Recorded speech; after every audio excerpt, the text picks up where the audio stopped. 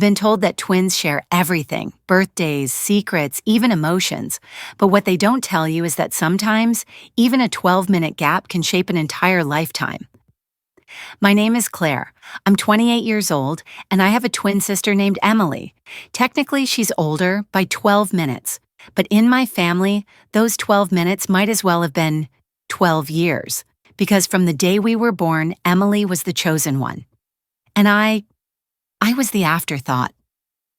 It started subtly, a shift of attention, a second glance, a pat on the back meant for both of us that always found its way to her shoulder instead. But I was just a kid. I didn't know what favoritism looked like. I only knew how it felt, like standing in the cold and watching someone else sit beside the fire. I still remember our kindergarten play. I was Little Red Riding Hood, the lead. Emily had 2 lines as a flower, but when she froze on stage and started crying, my parents rushed to console her. They missed my entire performance. That night, they didn't mention how I carried the show.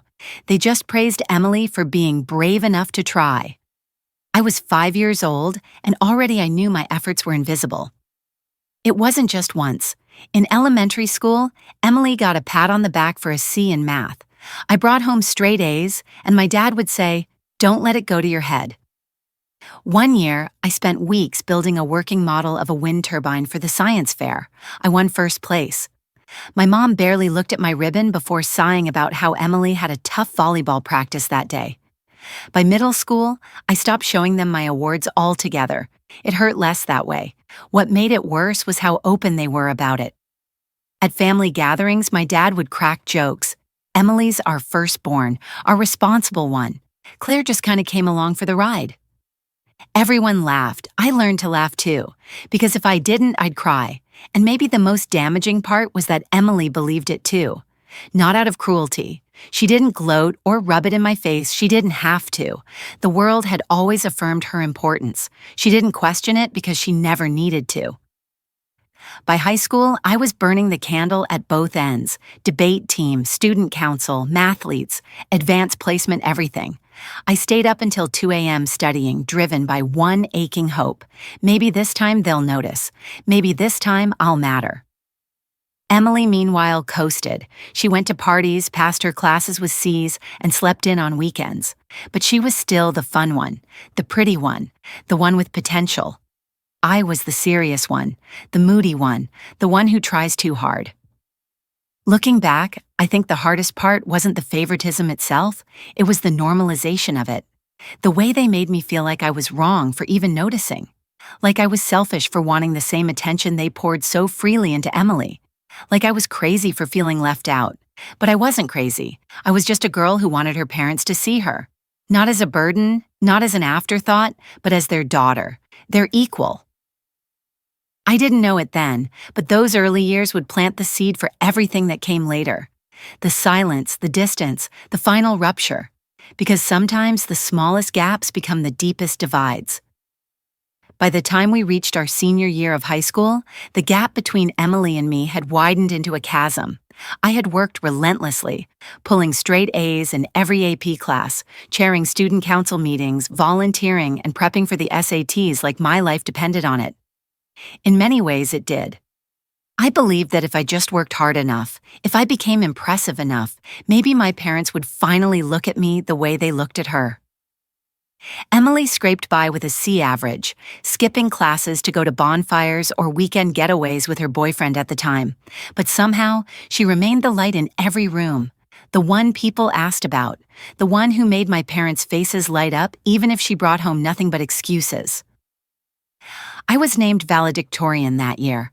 I got a full-ride scholarship to a top-tier university to study computer science. The local newspaper even ran a piece about me.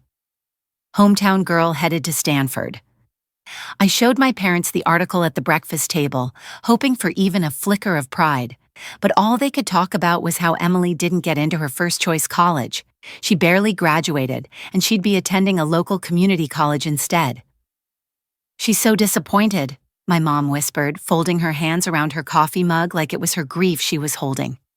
"We need to be there for her right now." That night, at our joint graduation party, my parents gave a speech. They spoke about the challenges of raising twins and how proud they were of both girls. But then they pivoted, talking about how Emily had shown such resilience after her rejection, how her decision to go to community college was brave. My name wasn't mentioned once. I stood there, holding a slice of sheet cake while people patted Emily on the back and said things like, "College isn't for everyone, sweetheart. You'll find your way." No one asked about my plans. No one even remembered I was giving the valedictory speech the next day. I'd never felt more invisible. At college, I buried myself in my work. I studied late into the night, worked part-time to support myself, and spent every break wondering if going home would ever feel like going home again. I kept waiting for my parents to call and ask how classes were going or to say, "We're proud of you." But the calls never came. Emily, on the other hand, dropped out of community college halfway through her first semester. She moved back home, and somehow my parents spun that into another tale of finding herself. I'd come home during Thanksgiving break with perfect grades, big dreams, and a head full of hope that maybe, just maybe, they'd finally see me. But all I heard at the dinner table was Emily. Emily was learning to paint. Emily was thinking of starting a blog. Emily was so brave for stepping off the beaten path. I just sat there, passing the mashed potatoes in silence, wondering how it was possible to do everything right and still not be enough. It wasn't just about the lack of praise, it was about being erased, about watching my parents reach for someone who wasn't even trying, while I stood inches away, doing everything I could to be seen. Eventually, I stopped hoping they'd notice. I didn't stop loving them, but I stopped needing their validation, and that quiet shift, the moment I realized their love would always have conditions, was when I started living for myself, not for their approval. But even then, I had no idea just how deep their favoritism ran, not until they took what wasn't theirs and gave it to Emily. By the time I graduated college, I had built a life that looked perfect on paper. A 3.98 GPA, 2 internships at well-known tech companies. Job offers lined up before I even crossed the stage. My career was unfolding just the way I dreamed. And yet, I still craved something I never got. Acknowledgement from the 2 people who were supposed to cheer the loudest. That summer, I accepted an offer from a fast-growing startup in the Bay Area. I moved into a modest 1-bedroom apartment and began my life as a software engineer. Every win, every challenge, I carried on my own. My parents never asked about the job. They didn't visit. They didn't even remember the company's name. But they never forgot Emily. Emily had dropped out of community college 2 years ago and somehow spun it into a fairy tale. She met a wealthy man at a wine bar, got engaged 6 months later, and planned the kind of wedding that looked like it belonged on the cover of a bridal magazine. My parents were ecstatic. Suddenly, they had something to be proud of. A picture-perfect daughter marrying rich. They spent hours on the phone with her, flew across states for tastings and fittings. When I called one weekend to say I'd gotten promoted to senior developer, my mom's response was, "That's great, honey. Emily's thinking of renting horses for the ceremony. Can you believe it?" I laughed, but it was hollow. Then came the final blow. Before she passed, our grandmother, my mom's mother, had been the only person in our family who saw me, truly saw me. She once pulled me aside during the holidays and said, "Claire, I know how they treat you. You're not invisible to me." She was the kind of woman who didn't mince words. When she passed, she left behind a wedding fund for both of us, evenly split, her final gift to ensure I would have something of my own, except I didn't. I didn't even know the fund was gone until my uncle, tipsy at a barbecue months after Emily's wedding, blurted it out. They dipped into both shares, said you wouldn't mind, Claire. You weren't even dating anyone anyway. I remember standing in my parents' kitchen, hands trembling, while my mother waved it off like it was nothing.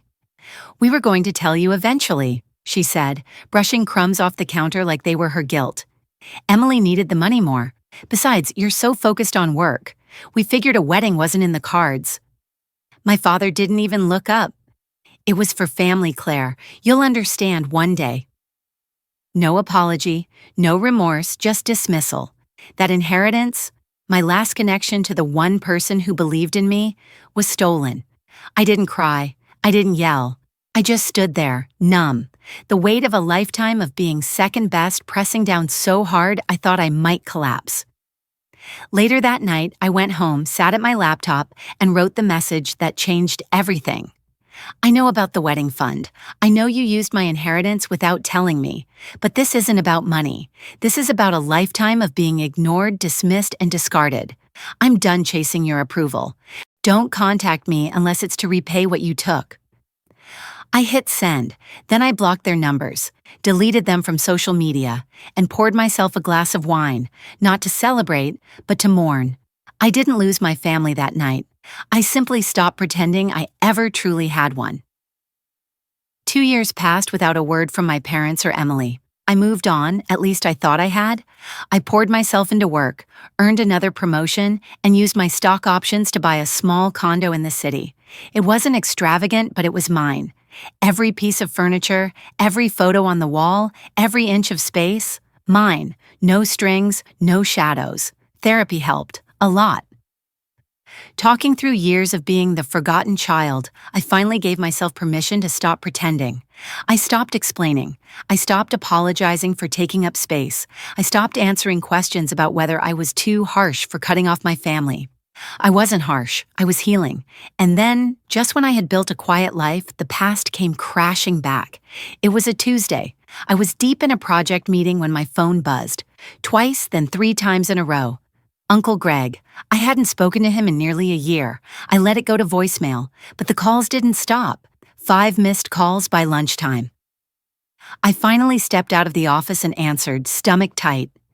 "Claire," he said, voice shaking, "it's your parents. They were in an accident." The words didn't register at first. A truck ran a red light, T-boned them at an intersection. "Your dad's in critical condition. Your mom has fractures. It's bad." I felt the air leave my lungs.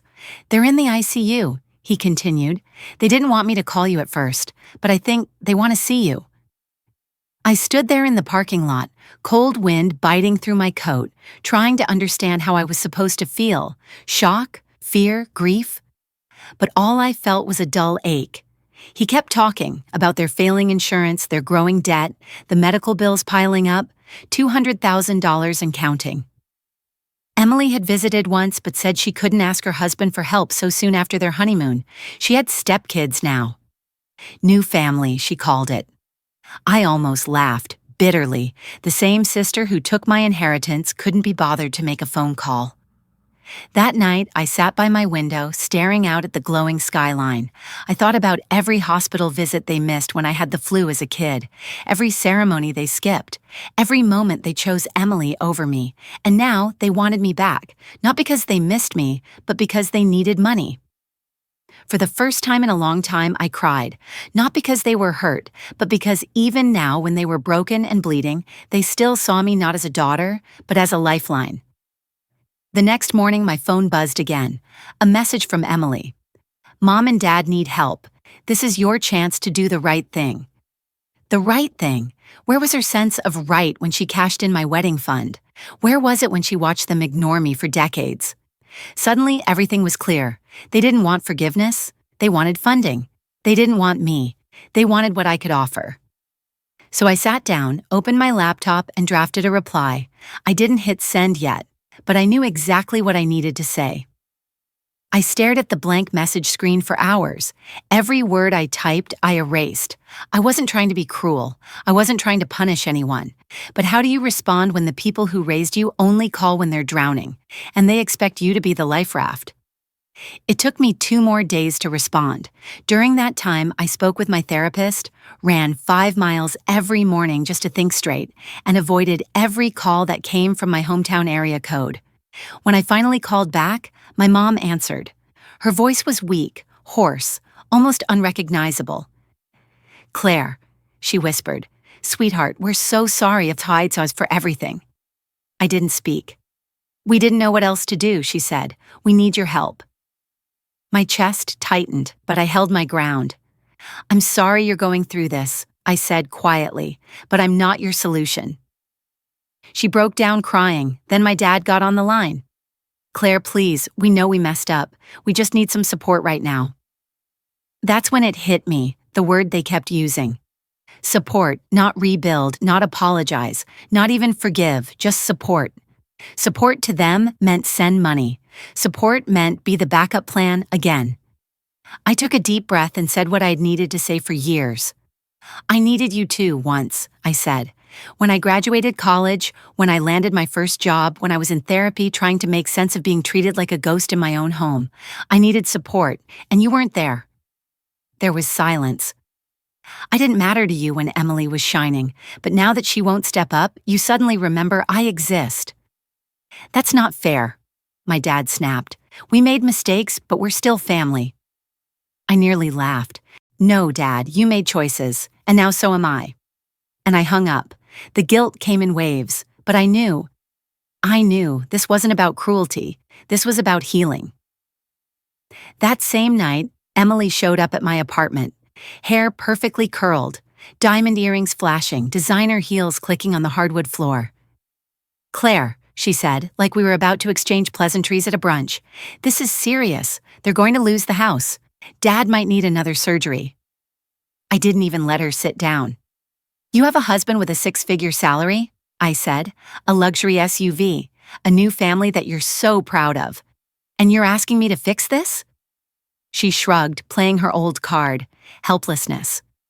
I thought maybe, since you don't have a family to worry about. That's when I exploded. I don't have a family, Emily, because you and Mom and Dad made damn sure I never really felt like part of one. Her face dropped. You took my inheritance. You took my parents' love. And now you want my money too? Tears welled up in her eyes, but I didn't care anymore. You have options, you just don't want to be the one to make sacrifices. Well, guess what? I'm done sacrificing. I pointed to the door. Goodbye, Emily. And she left, heels clicking, silence louder than any scream. I poured a glass of wine, stared out at the city lights, and for the first time in 28 years, I felt free. Because saying no didn't make me heartless. It made me whole. The morning after Emily stormed out, my apartment was unnervingly quiet. No calls, no texts, just stillness. For most of my life, silence meant danger. It meant I was being frozen out, punished with absence, made invisible in a family that only saw me when I was useful. But this time, it felt peaceful.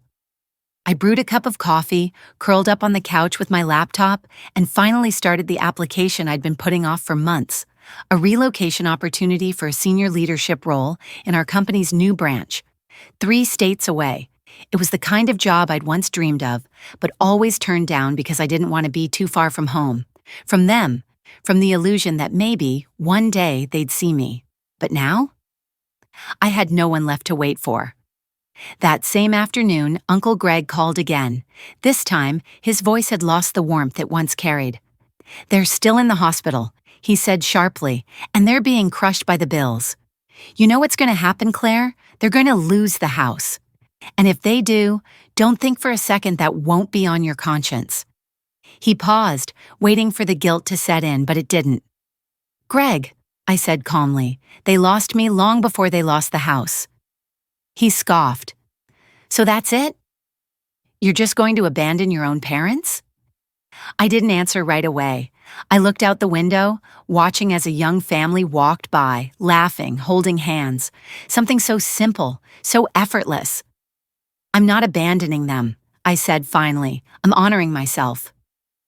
He hung up without another word. That night, I opened the box I had kept tucked away in my closet for years. The one with letters from college, old report cards, photos they never hung up on the wall. Evidence that I existed, that I mattered, even if they never saw it. Tears streamed down my face, not because I missed them, but because I finally understood something. I had been grieving a version of family that never really existed. All those years, I kept waiting for something that was never coming, and now I wasn't waiting anymore. 2 days later, I accepted the job. I put in my notice with my current team and emailed my landlord that I'd be moving out by the end of the month. It was happening. I was leaving not just my apartment, not just the city, but the emotional prison I had lived in for 28 years.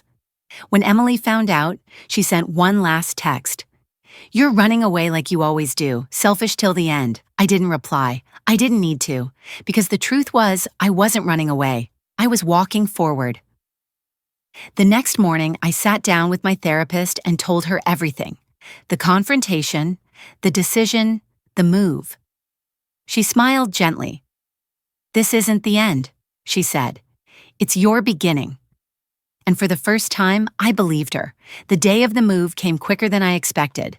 My life, once so rooted in obligations and guilt, now fit neatly into a couple of cardboard boxes and 2 suitcases. I stood in the middle of my apartment, bare walls, empty shelves, and realized how much weight I'd carried here. Emotional weight, invisible expectations, and now I was finally leaving it behind.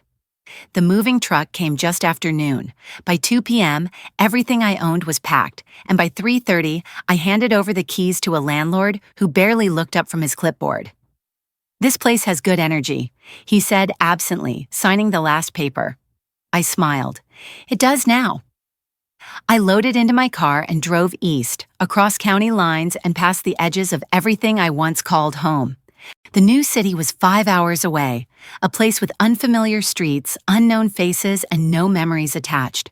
I cranked up the music and let the wind rush through the windows, and for the first time in my life, I didn't feel like I had to look over my shoulder.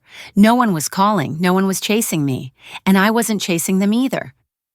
When I arrived, the apartment was smaller than the photos had made it look, but the view from the 12th floor was stunning. From my living room, I could see the skyline, a skyline I would help shape, one project at a time. My job started Monday. New team, new challenges, new future. That night, I poured myself a glass of wine, stood by the window, and just breathed. I didn't expect the text from Emily. "I saw your LinkedIn. Congrats on the new position. It's impressive." No demands, no guilt, just acknowledgement. I stared at it for a long time, fingers hovering over the keyboard. 100 responses flooded my mind, sarcastic, cold, forgiving, indifferent. But instead, I typed, "Thank you." That was it, a boundary kept. A small olive branch, but not an invitation. The next day, my therapist called to check in. I told her about the move, the apartment, the text from Emily. "You seem lighter," she said. "I am," I replied. "For the first time, I'm living a life that doesn't revolve around being enough for people who never tried to see me." We sat in silence for a moment, the good kind, the kind that means something is settling, healing. Before we hung up, she said, "You know, Claire, this journey isn't just about cutting people off, it's about cutting yourself free." And that hit me harder than anything else had in months. I hadn't abandoned anyone.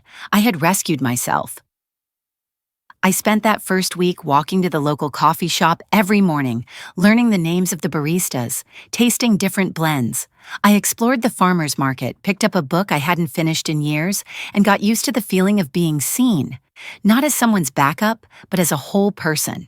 I wasn't Claire, the forgotten twin. I wasn't Claire, the fallback daughter. I was just Claire. And that finally was enough. 2 weeks after settling into my new apartment, I received a letter in the mail.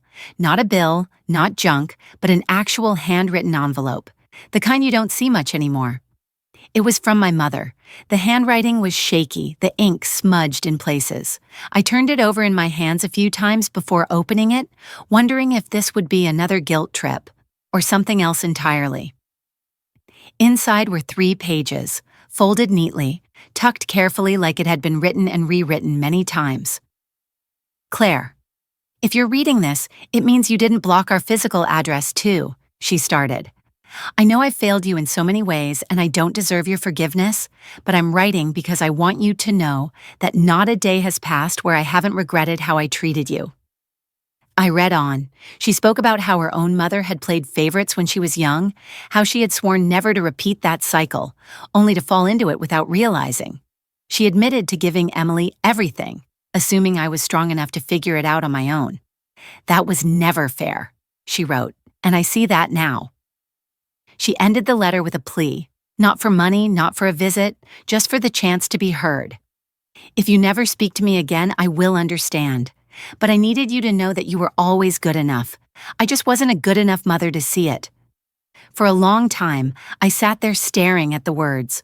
I wasn't crying, but something inside me felt unsteady, like an old wound had finally been acknowledged, not healed, but seen. That weekend, I went hiking alone just outside the city, something I hadn't done in years. I reached the summit of a trail that overlooked the hills and the quiet sprawl of the suburbs beyond them. I took a deep breath of cold spring air, the kind that fills your lungs in a way that feels almost spiritual, and I said it aloud, to no one but myself. I forgive you, but I'm still not coming back. Because that's what healing sometimes looks like. It's not a hug at the end of a dramatic reunion. It's not letting someone back into your life without consequences. It's knowing your boundaries and keeping them, even when it hurts. Later that evening, I wrote my mother a letter of my own. I appreciate your words. They meant more than you know. But I need to continue building a life where I come first. I hope one day you'll understand that this, too, is love.